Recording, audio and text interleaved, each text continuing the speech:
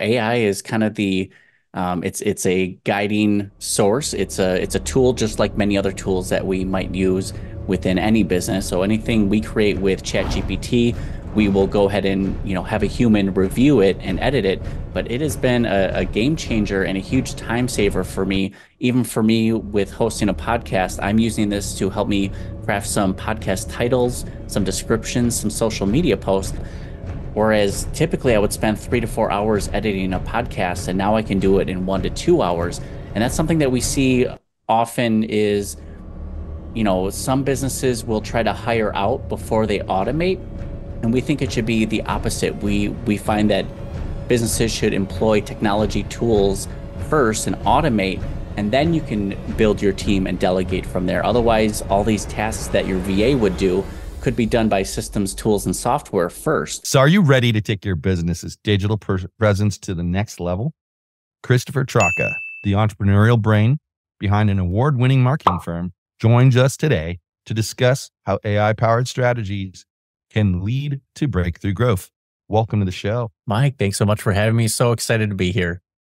Yeah, I really appreciate you being here. It's not, like I said to you earlier, it's not easy to take time out of your busy day for something like this, but I personally find it fun. And so hopefully you will as well. So let's get started. Can you tell me a little bit about your journey that led you from running a wedding DJ company to founding Focused-Biz? Absolutely. So this was my chance 10 years ago to start earning some side income. Working full time for another company was great. I was able to do a lot of cool things and learned a lot of cool things, but the money just wasn't enough. So I needed something to be able to afford to live and to achieve my next level goals. So I started with DJing for anniversaries and birthday parties, eventually got into the wedding game, eventually niched down and started specializing in weddings, and then eventually scaled and grew a team of DJs. And now we're an award-winning wedding DJ business here serving Southeastern Wisconsin. And that has become my full-time income. From there, I decided and learned that I actually loved marketing so much. I went back to school to earn a degree in marketing. And then suddenly I'm using these new tools. I'm being introduced to new people and ideas, automation and AI. And suddenly this is allowing me to work less hours, get a better output and a better end result without having to build and grow this gigantic team. It may seem like that, but honestly, I'm just leveraging AI and tools and technology to be able to get this end result that we're going for. So it's been an incredible journey through entrepreneurship and business, meeting a lot of different people, podcasting, technology. It's changing all the time, which keeps me interested and excited. So that's why I loved the topic and format that you have, that it's centered around technology. Yeah. You mentioned AI there. What role does AI play in the services that you offer at Focused-Biz? Absolutely. So AI is a guiding source. It's a tool just like many other tools that we might use within any business. So for AI, how we use it, it can be simply to create a marketing strategy or give us an outline or an idea based on this principle, or maybe it's used for creating blog posts or social media content. Now, anything you put into a system or the tool that you use always generally needs a little bit of tweaking and editing for you to get a better end result. So anything we create with ChatGPT, we will go ahead and have a human review it and edit it. But it has been a game changer and a huge time saver for me. Even for me with hosting a podcast, I'm using this to help me craft some podcast titles, some descriptions, some social media posts. And then I'm able to morph and mold some of the suggestions that it gave me and produce a better end result. Whereas typically I would spend 3 to 4 hours editing a podcast, and now I can do it in 1 to 2 hours. And that's something that we see often is some businesses will try to hire out before they automate. And we think it should be the opposite. We find that businesses should employ technology tools first and automate, and then you can build your team and delegate from there. Otherwise, all these tasks that your VA would do could be done by systems, tools, and software first, and then you can send it to the team. I totally agree with you. One of my nicknames is Mr. Process. And I think that if you automate things first, then you can see what's left that needs to be done. Because if the automation, this show, for instance, 90% of the contact before the show is automated for good reason. And then there's a good percentage after the show that's automated. if I had to count on a human being to do all that, for one thing, I'd be constantly stressed that they missed a deadline or whatever, and it'd be a lot of work to follow up. All I really ever do is just check on a regular basis that all the automations are still working correctly and all that. And so it just makes sense to me that if you have this long list of things you need to accomplish, why put a bunch of people in charge of that? This doesn't make any sense to me. So what are some of the common challenges that your clients face? For our clients, the ones that we typically work with, they're either having a lead generation problem or they like kind of trickles into a sales problem. So it's either that top of funnel marketing where they're having trouble either getting more leads and then acquiring those customers, or you take it a step further and how do we create a business that's referral worthy, that's review worthy? So it's all about the customer experience and actually delivering and fulfilling your product or service that you offer and delighting your customers using AI technology and tools to improve the customer experience. So it first starts out with lead generation. We typically specialize in website branding and SEO, but we also help with supplemental services when it comes to your content, your social media strategy, because yes, that's the top level sort of task and goal that we want to achieve. But when you have content that helps reinforce the SEO and the websites, maybe some pay-per-click ads, all of that is being reinforced within the building of a relationship. That is your content, that's your follow-up, that's your email marketing. So all of these pieces play a role into the ultimate puzzle.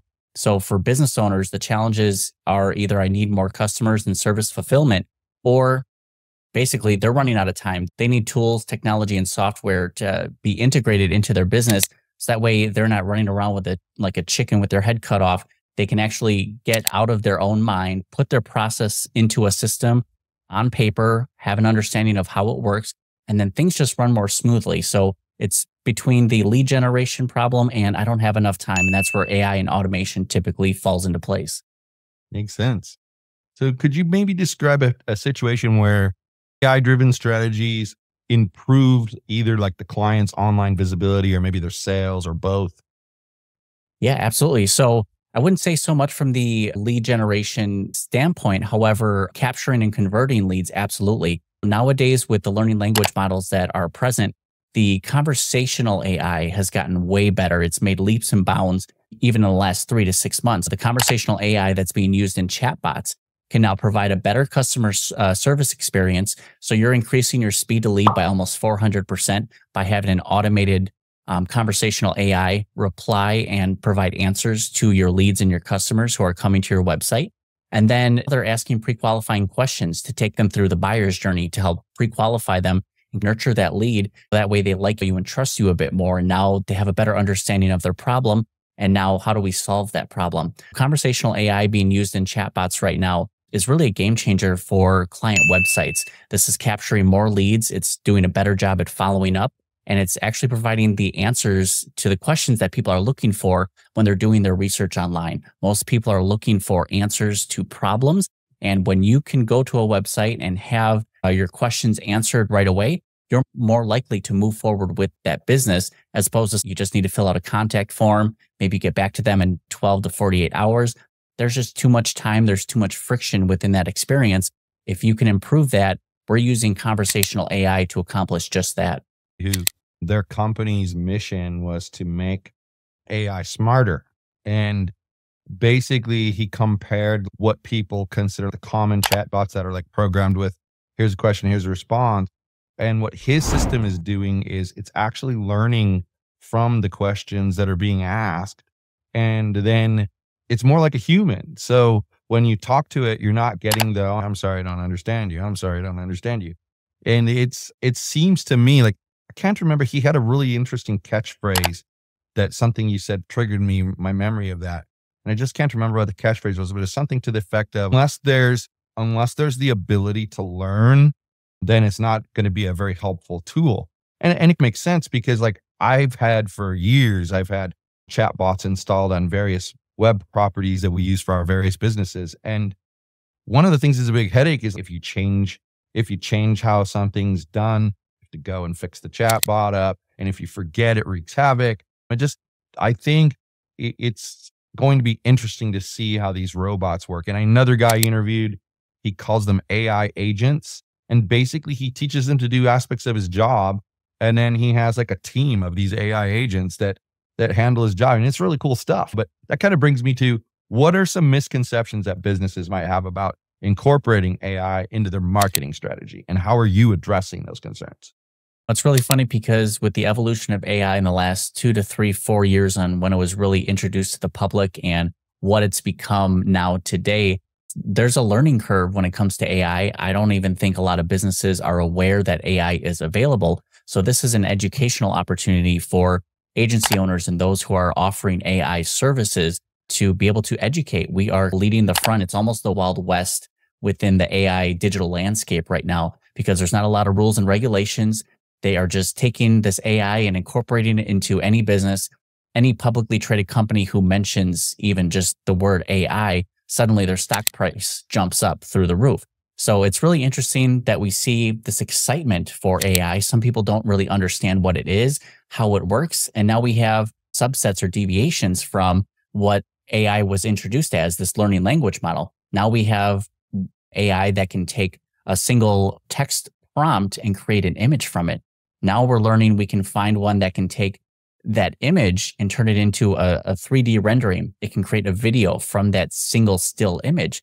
So I think for a lot of business owners, the challenge is going to be just the educational piece, understanding what it is and how it can work and help my business, and really understanding how the public is going to respond to you as a business incorporating AI.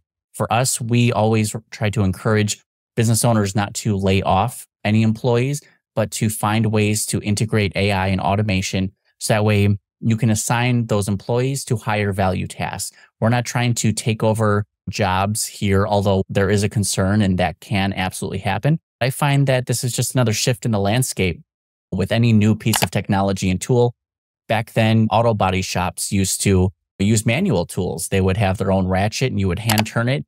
Then suddenly there's air compression. And now you can do the same job in literally a tenth of the time, but there's still going to be those body shop guys who are stuck in the past. They want to, I like turning the wrench. I don't trust that air compressor tool. If you use it the right way, if you incorporate it the right way, it can actually speed up the process and improve the experience. This is just one of those challenges that I think with any new piece of technology or product being introduced into the market, you're going to see that understanding curve, the educational piece, the early adopters, and then suddenly it'll become mainstream as we're seeing today with AI being incorporated into literally every single piece of software or tool that we're using now.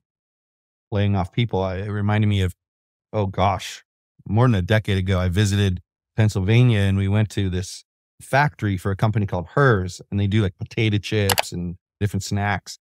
And early on in the process for them is an area where the chips go in and then they get cooked. And then they come down like this ramp that's like at a 45-degree angle. And then there were people with these sticks and their job was to like knock the burnt chips off of there down into this bin down below. And then they would sell the bad chips to make feed for animals and whatnot. And someone came to them with this idea for automation. And we have this tool that can do this for you. And you don't have to have all these 5 people that do this. And in thinking it through, they're like, but doesn't that cause us to now have to have somebody who can keep an eye on that automation and make sure it's working correctly, et cetera? And then of course, there's people, oh, we don't want to lose the people. Well, what they ended up doing was they implemented the automation process, but then they took the 5 people who used to use a little stick to knock the bad chips off, and they made them the department that handled the automation. So rather than terminate them, they actually gave them an all new career, which I have a feeling they all liked better. They were no longer standing in a hot factory. They were in an office making sure that the hot factory was running by itself. And I think that's an important thing to remember. It's like I was saying to you earlier, by having the right team members in place for me, it gives me more time to do the things I want to do and focus on the things I want to do. And I feel if you provide your team with those tools, it gives them more time to focus on the important things. So rather than say, now that Jane no longer has to do XYZ, we'll just let her go and we'll let the AI handle it. No, give her something else to do that the AI can't handle. And now you're getting the best of both worlds. You're getting that stuff done plus the new stuff. I think it's crazy. But you mentioned a couple of times about how quickly technology is changing. And I know being in technology myself for close to 40 years at this point, I can say I've seen it all. And it's not easy to keep up. So how are you keeping up with the rapid advancements? Absolutely. So, in order to stay on top of the new technology and AI that comes out, I have been connecting with other business owners who are also AI specialists or make AI a part of their business strategy. I'm also connecting with other business groups on Facebook and LinkedIn and meetup groups as well. Those who have like minded individuals, founders, CEOs, entrepreneurs who are incorporating AI. I find that's the best way to share our knowledge with each other. Knowledge can be free, and it's only how you implement and use that knowledge or that tool to make something happen, which is why so many people are okay with putting tutorials out online or maybe suggesting a piece of software because 95% of us aren't going to take action from that knowledge that we learn. More often than not, we're either going to forget about it or we'll end up hiring that company who showed us the tool and say, hey, rather than trying to learn how this tool works and getting frustrated over it, why don't I just pay you to accomplish the end goal that you make within your product or service here? So I think it's an opportunity for us as business owners, entrepreneurs to lead the way, to share that knowledge with others by being a part of groups and just networking and sharing that knowledge with everyone. How do you see AI evolving in marketing over the next few years? It's really interesting because my answer would have been drastically different 6 months ago, 8 months ago, 15 months ago. The advancement of AI is just incredible right now. We've seen so many tools that used to specialize in maybe 1 to 5 specific outcomes or goals that the tool offered. AI is now becoming an all-in-one tool. So I feel like we're going to see this mass shift of AI not only being incorporated in all these tools, but becoming an all-in-one system where you no longer need 2 to 4 tools. One tool can now accomplish the same thing. Sometimes that's harnessing AI. Sometimes there's buyouts that happen. But I think at the end of the day, it's just going to make us business owners more efficient and effective. It's going to make the workforce more efficient and effective. And again, just like any other tool, it's all about how you use it to your benefit. So I think that's what I'm looking forward to most with AI and how it's introduced and brought into the world. As months and weeks go on, we're going to see major shifts happen in the landscape. Have you ever encountered any ethical dilemmas using AI in marketing? And if so, how did you address those? Absolutely. I think that was ethics within AI. Starting out, a lot of people were wondering what data set did you use to incorporate this in? And now we have Facebook, Meta, and Instagram who suddenly turned off a search bar feature to introduce an AI feature, which is now feeding in all of our posts and searches into the search engine. I think there are really good use cases for AI, and unfortunately, Meta missed the mark completely. I don't think these bigger companies have any concern with data privacy at all. We've seen the data collection practices for the last 10 to 20 years, maybe even longer, and they're creating these profiles on us. And the question is, how are they going to use this to their advantage, and could they sell it? So I think when it comes to AI and privacy and data collection here, the business owners who care about it are going to make sure the data it's anonymous for the most part. And I know Meta says that, but we see ads pop in from something I just spoke about 30 minutes ago. Suddenly it's in my news feed. So it's something that we can't avoid. Unfortunately, we can do opt out. We can choose to not use these software and tools that are out there. But for me, I just wonder how long it would be for a business owner to fall behind within AI. And honestly, I think even a few months go by and that can drastically change one business who is using AI versus one who isn't. Yeah, you made me think of the kind of newish feature on Amazon where you go to look at a product and it's got 500 reviews and people have rated it. But unless you like read every review, you don't really get a good gist of what are the good things about this product? What are the bad things about this product? And so, of course, they were using AI to consume all of the reviews that come in and then give a summary. Sometimes it cracks me up because there's always that person that they're like, oh, I love this product. The very first one I got was defective, but they were great. They exchanged it for me. It was here the next day. I give it a 1 star. What? And like the AI doesn't know how to deal with that. So it just says some people complain about the quality of the product. Well, that's not what the person said. What they said was they got a defective one. And in my mind, that's why they gave it a 1 star. But they literally said, great customer service. The product is great. It came fast. Why don't we emphasize that? It's just interesting to me. And I think you're right. I actually am wondering if sometime in the future, and Europe will probably be the first one to do it because they're more concerned about data privacy than pretty much anywhere else in the world. But I'm wondering if when people sign up for social media sites, if there's going to be a, you can't use my data or you can use my data. And if they go against your wishes, they're liable for that. It's almost getting, I'm not a big person on regulations. I'm a bit more of a free market kind of guy. But when it comes to personal data that I didn't necessarily offer you, like you made the example of, you talk about something and 30 minutes later, it's in your newsfeed. Something's wrong with that. I feel like we're being surveilled at all times. And it's why I turn off things like the Hey Siri and whatnot on the phone, because I don't want it to listen to me constantly. My daughter stayed with us she lives in Australia. And during the beginning of the pandemic, she had come here for a visa purpose and then couldn't go back. And so we had an Amazon Alexa at the time, and her name is Ashley. And anytime we'd call her name, the damn Alexa would answer. After a while, you start thinking about it, and you're like, wow, that thing is listening to me 24/7, 365. Maybe I don't want that. And then you weigh it against, what benefit am I actually getting from this thing being in my house? For me, zero. I wasn't turning on and off lights for me and stuff like that. What do I care? Turn it off. I think that data privacy is going to become a huge political issue, probably within the next 5 years. It all depends on how responsible the purveyors of these tools are going to be. And you're right, like the social media companies, people have asked me for years, how can Facebook do what it does for free? They're making money off of you, buddy. They're making money off of you, and you don't even realize it. When they first started showing you could download your data, I wasn't really shocked by what I saw. I was more appalled by what I saw. I was like, really? You're tracking that? Really? And honestly, why I don't use a lot of the social media platforms anymore. I just don't want to contribute my data. So with that said, what do you think is the first thing a business should do if they want to leverage AI in their marketing efforts? When it comes to businesses leveraging AI within their marketing efforts, I think they'll want to take a step back at their processes and look what is working or isn't working within their marketing strategy.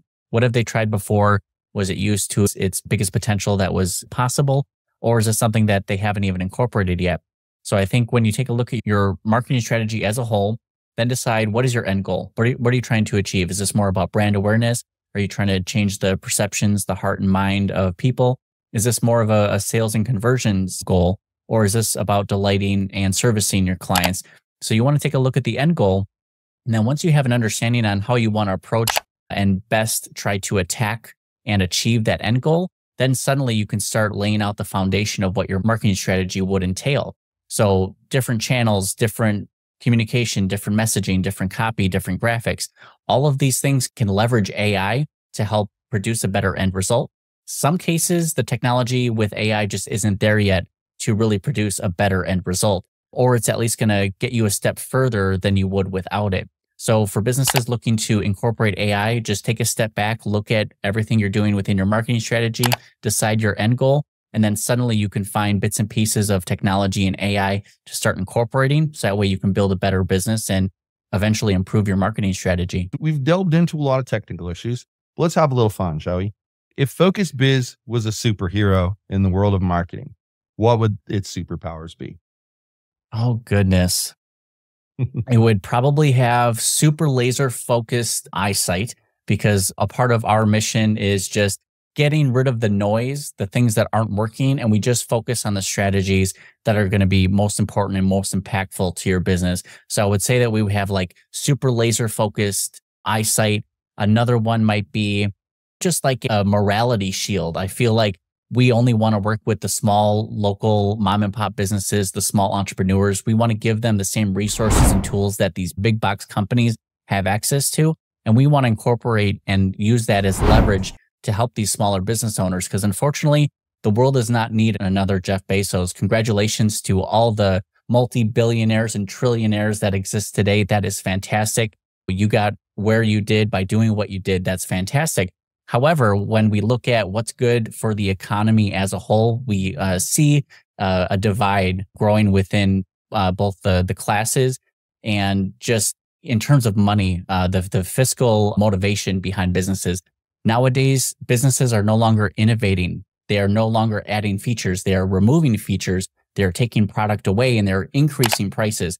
Unfortunately, this is something that we see when either it's a lack of regulation or it's the regulations that have helped the bigger businesses to gain an edge over the local mom and pop shops. So I think for us, we have this big shield of morality that comes up and just blocks out these big name businesses. We're only helping the small ones. So it might be a David and Goliath story here. But for us, that would be our superpower, is just super laser focused eyesight. And then the morality shield that comes in and says, this is how we properly build relationships. This is how we market with morals. Because unfortunately, right now, marketers are only like our trust factor, the trust index. We're only like 2 points ahead of politicians, and politicians are literally at the lowest. So it's something that we need to be mindful of within our communication strategy, within marketing, that we have some sort of moral compass that guides us throughout our journey. And just like you said, businesses should have some sort of morality to them to actually lead them in the right direction and use these powers for good. Yeah, it's interesting. I had written a book that I've never published about small business. And in my research, then one of the biggest costs for small businesses is the cost of adhering to regulations. And when you made the point about the small business versus the larger business, has a huge edge in that because they've got a little more wiggle room with the finances. And it's why I try to go with smaller companies who can't necessarily afford this, that, or the other thing. And I get a lot of people saying to me, oh, but they're cheap. No, they're not cheap. They just can't afford it. And I find that when you approach them with that understanding in mind, it's no different than any other engagement I would have with even a multi-billion-dollar company. They still pay their bills. They still ask you to do work for them. They just know that you're there for them and you have their best interest in heart. You're not just about making the cash in pocket.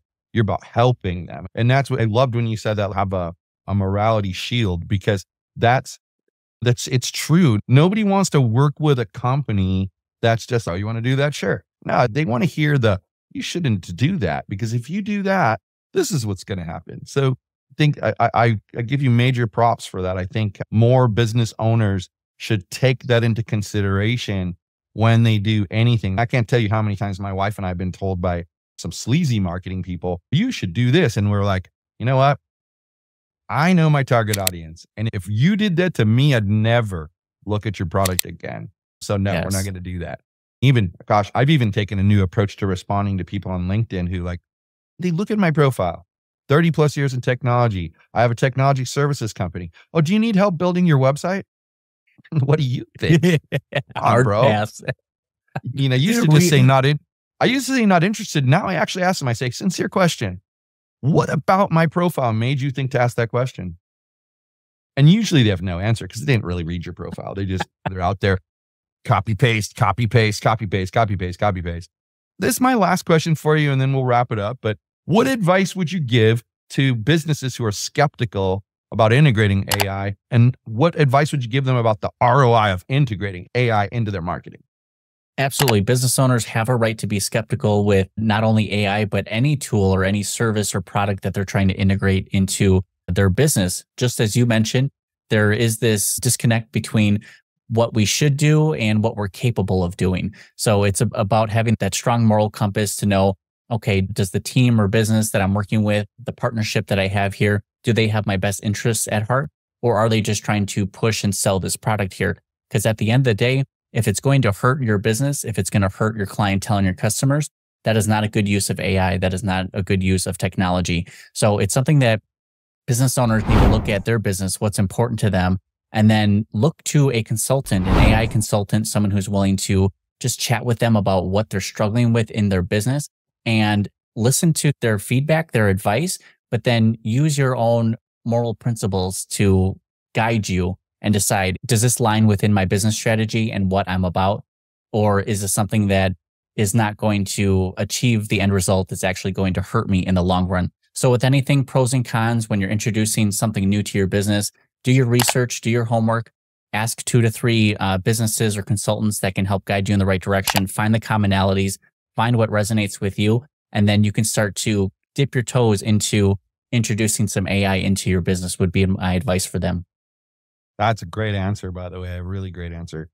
So this has been a fun time. Why don't you let people know how they can connect? Of course, Mike. And thank you so much for having me on the show. It has been an absolute blast. Love your questions and your platform. Love what you're doing here. For those who are interested in getting connected with me online, I'm most active on my LinkedIn profile and Facebook. People can also find me on my website, which will be focus-biz.com, christroka.com, or there will be links available down in the show notes and the description there. Excellent. Thanks for being here. I really do appreciate it. As I said multiple times during this episode, thanks for taking the time. I really do appreciate it. Here, Mike, do you appreciate it? All right. Thanks, everyone, for listening to another episode, Gaining the Technology Leadership Edge. We have new episodes every Wednesday, 8 a.m. Pacific, streaming on LinkedIn and YouTube and Facebook. Hope to see you back next week for another exciting episode.